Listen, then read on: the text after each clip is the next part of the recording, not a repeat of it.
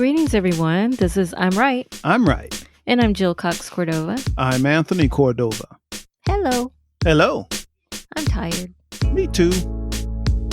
Two people tired doing a podcast. We are. Well, I finally, the semester has started for me, and I'm so relieved that I get to teach all my courses from the comfort of my home. Woohoo! Totally online. Yes. No hybrid, no face-to-face, no anything. face-to-face.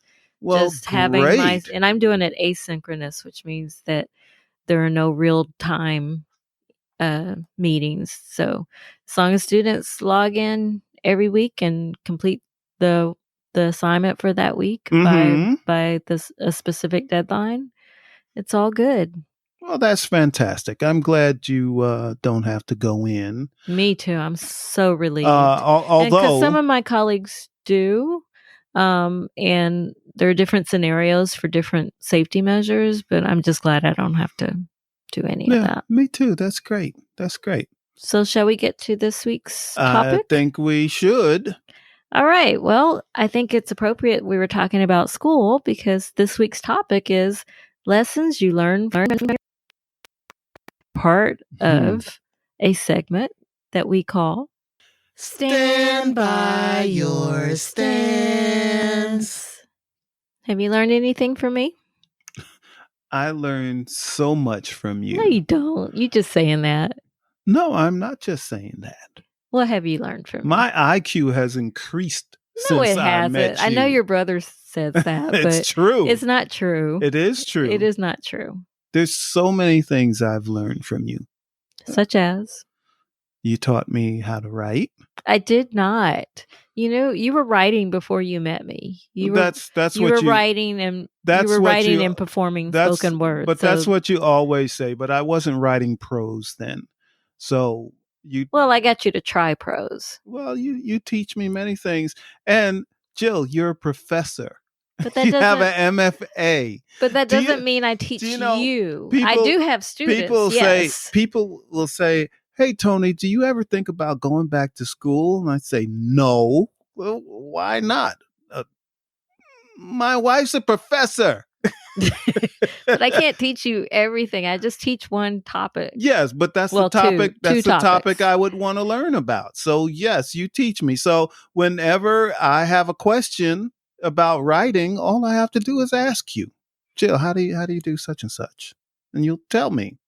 I do. So yes, I do. So you think you have your own personal professor? Yes. Is that what you think? Yes, that's what I think. But so let's get away from that because you never agree with me when I say that. I don't. So there is something else that you really have taught me. What's that? And that was learn how to communicate better with people.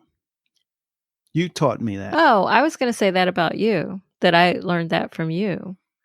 Because old Jill would say, pre-Tony, well, actually, when we were dating, this is when I learned it from you, is that if we were having a conversation and I felt that you offended me in some way, like, you just say things sometimes. Yes, and you don't know whether you just say things and you don't mean to be offensive, but sometimes you are. And I would just, in the past, when we were dating at first, I would just withdraw and I have nothing else to say. Yeah, that's never a good idea. Well, you taught me to just, talk it out. Yes, but So thank you for that. You're welcome. But you taught me to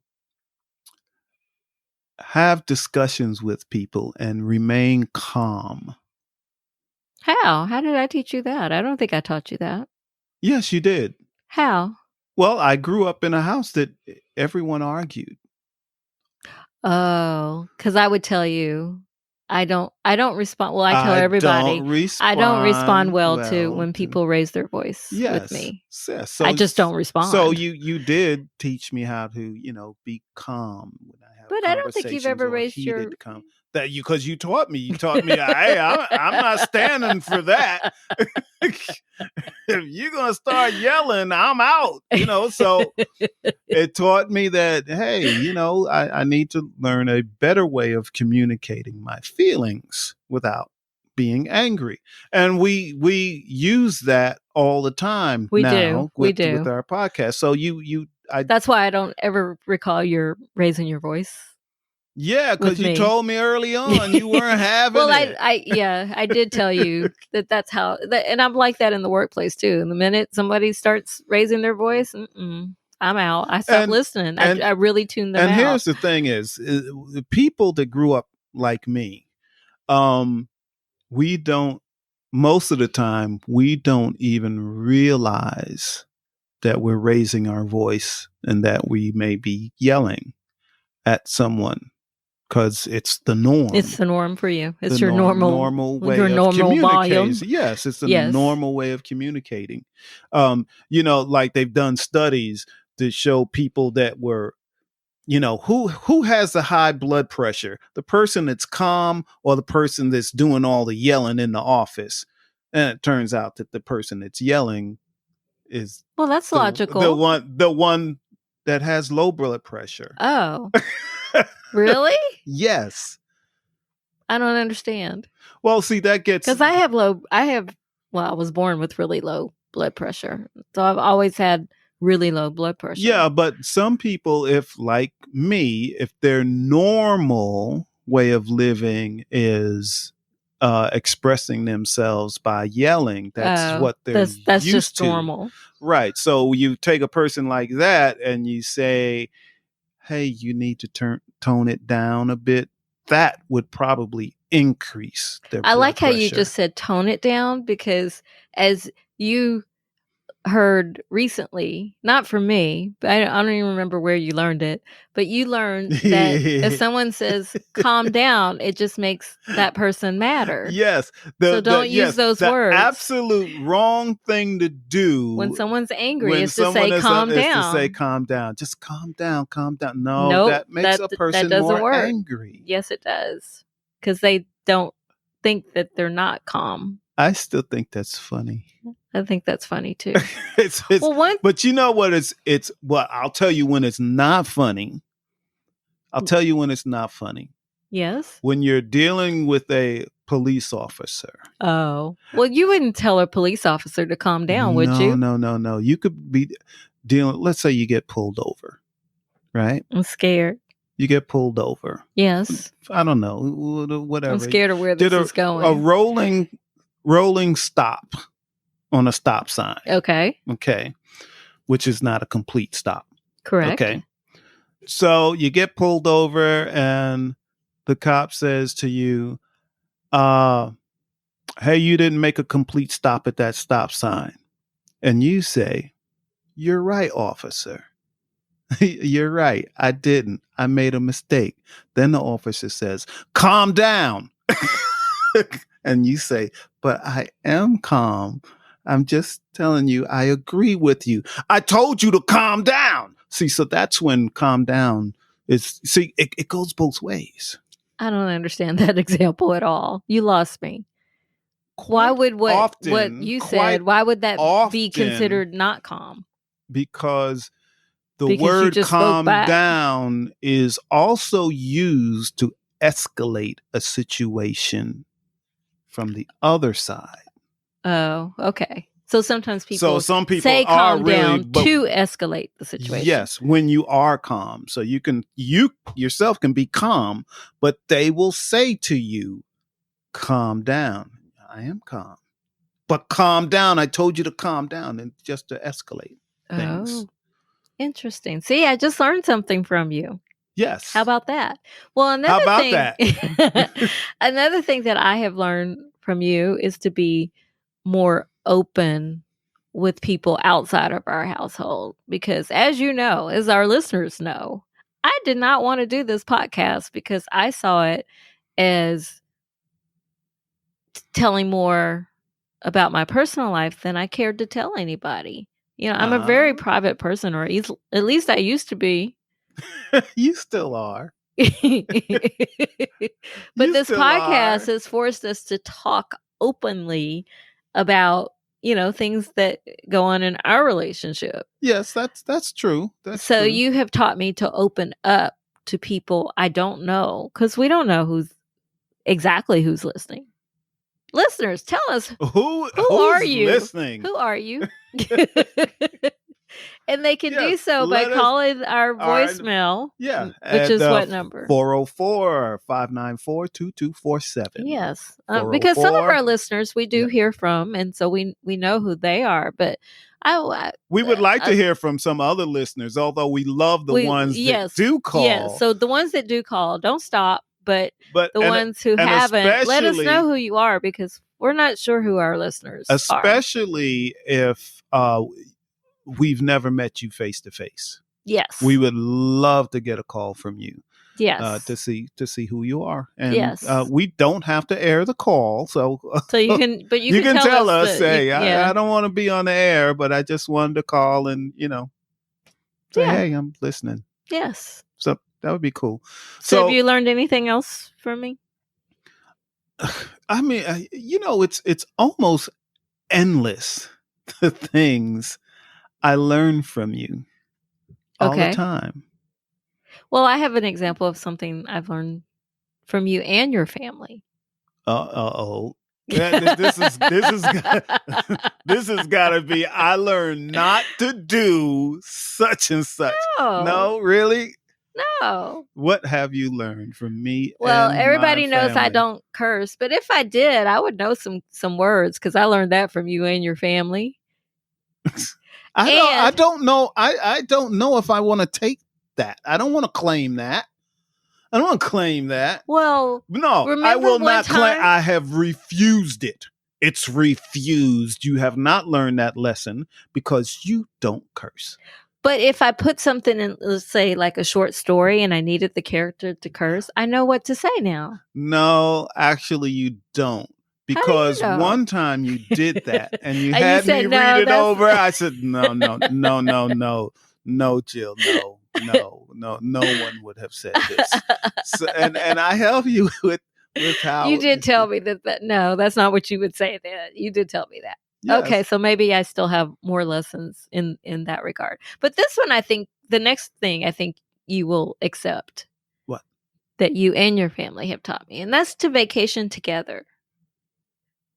When we first got married, I was like, oh, vacations with just you. So it never occurred to me to take a vacation with other members of your family. Well, but we did that a few times. Get along with yes, we did that a couple of times, and or a few times actually, and it's been fun. So I did learn to do that.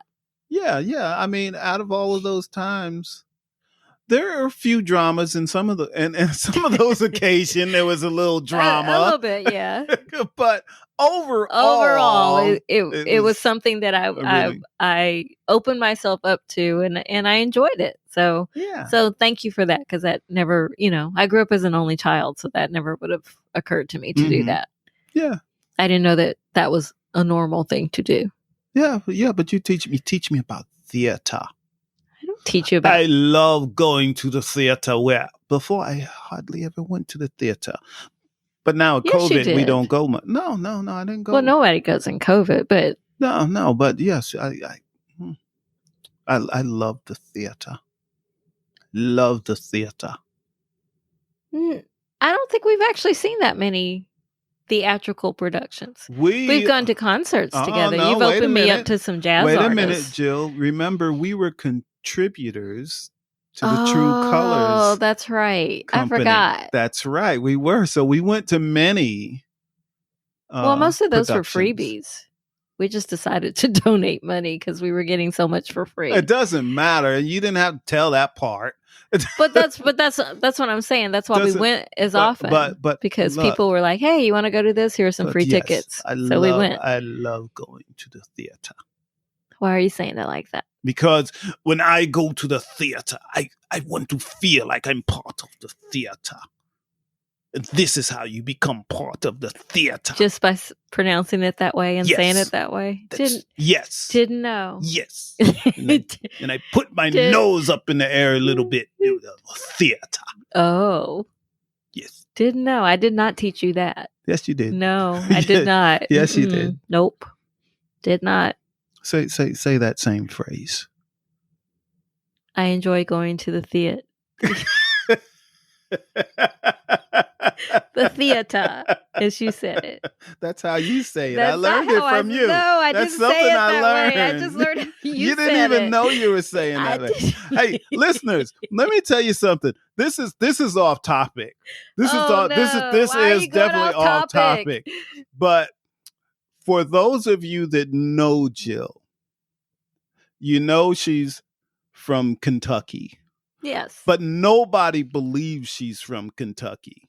But I really am. You're not from Kentucky. You don't sound like you're from Kentucky. But I really am. You're not from Kentucky. So I figured out what happened. The stalk did it. The stalk. The what? The stalk. The stalk? The stalk. Are you saying stork or stalk? That's what I said. Stalk. Like stalk. Jack and the Beanstalk. Yeah, the stalk. Yeah. But you're saying stork. That's not stalk. That's what it is. Stork. That's the New York. I still have some New York in me. So clearly. It's the stalk. The stalk. So he's saying, listeners, in case you're not getting it, STORK, not STALK. Yes, the stalk, the one with the wings. The stork dropped me in the wrong place. Where was the stork trying to take me? The stork was trying to take you to New York, so he was flying across the country. He was trying. But you're from New York. Yeah, but he was trying to take you to New York, to the Upper East Side. See, that's where he was trying to take you. But the stork was old. No one understands why you're saying this. The stork was old, and he got tired over Kentucky.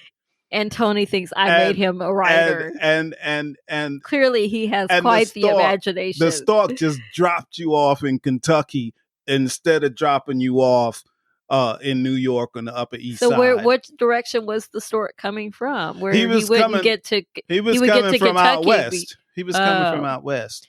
Oh.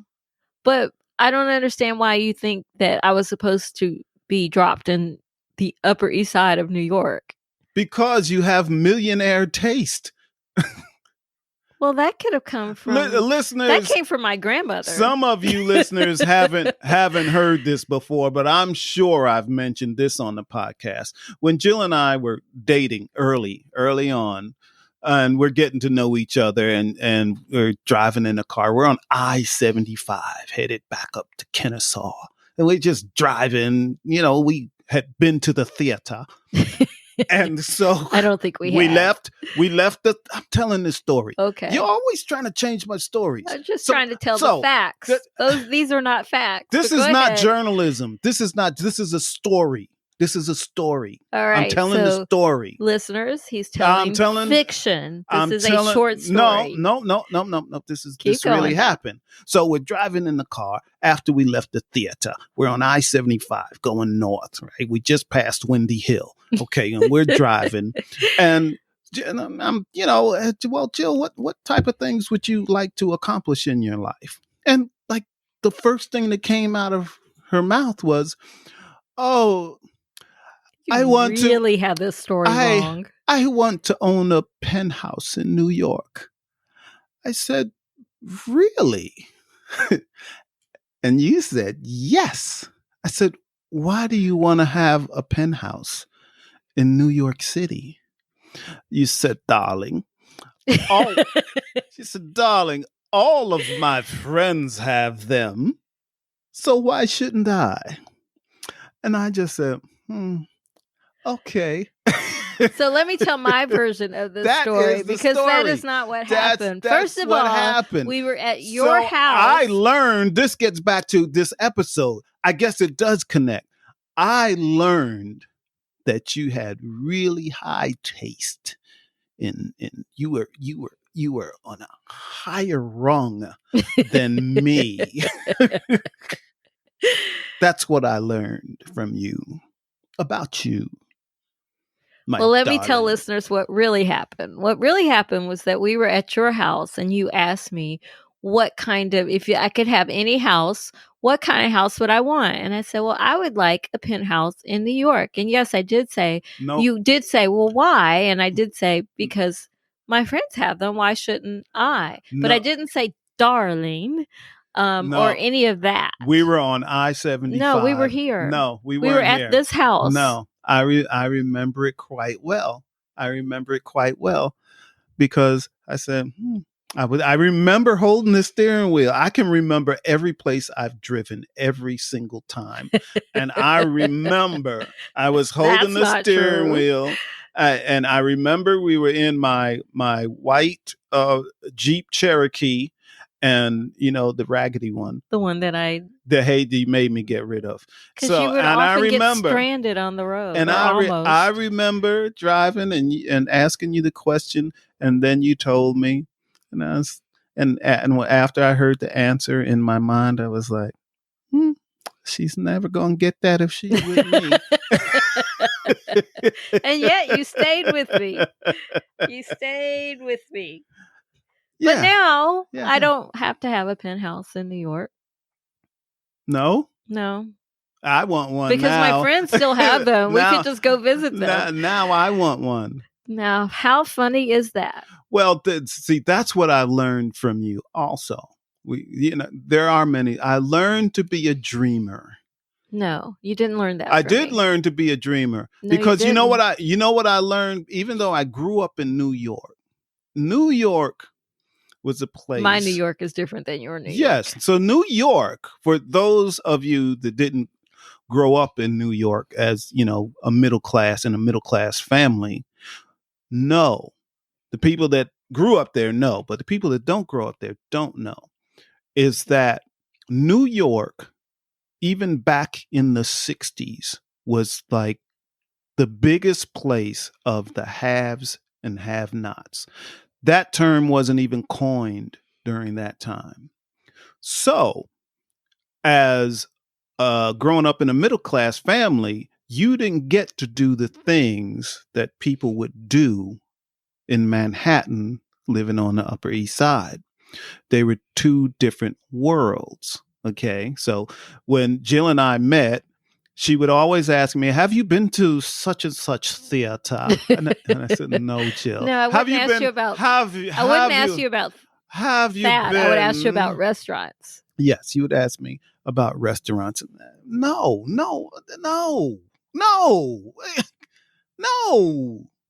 Because you were a Long Island guy and not a Manhattan guy. And when I lived in that area, I was in Manhattan all the time. Even if I was a Manhattan guy living in Harlem, I wouldn't have gone to the restaurants that you were mentioning because... I mentioned Sylvia's. That's in Harlem.